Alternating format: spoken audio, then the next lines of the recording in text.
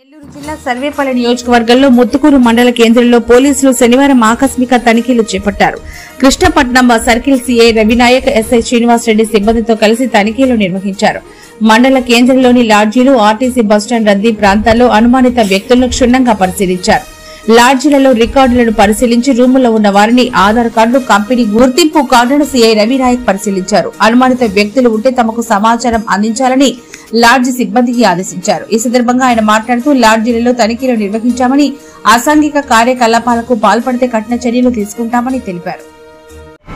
ఈరోజు గౌరవనీయులు డీజీపీ గారి ఆదేశాల మేరకు ఎస్పీ గారి ఆధ్వర్యంలో మన జిల్లాలో ఉన్నటువంటి అన్ని ప్రాంతాల్లో కూడా లాడ్జెస్, అదేవిధంగా బస్ స్టాండ్స్, అదేవిధంగా రైల్వే స్టేషన్ ఉన్నట్లయితే అక్కడ కూడా అకస్మాత్తుగా 4 గంటల నుంచి చెక్ చేయడం జరుగుతుంది. దాంట్లో భాగంగానే మన ముత్తుకూరులో హెడ్ క్వార్టర్లో కూడా కోర్టు ఎస్ఐ గారితో కలిపి మన మండలంలో ముత్తుకూరులో ఉన్నటువంటి అన్ని లాడ్జెస్ కూడా చెక్ చేయడం జరిగింది.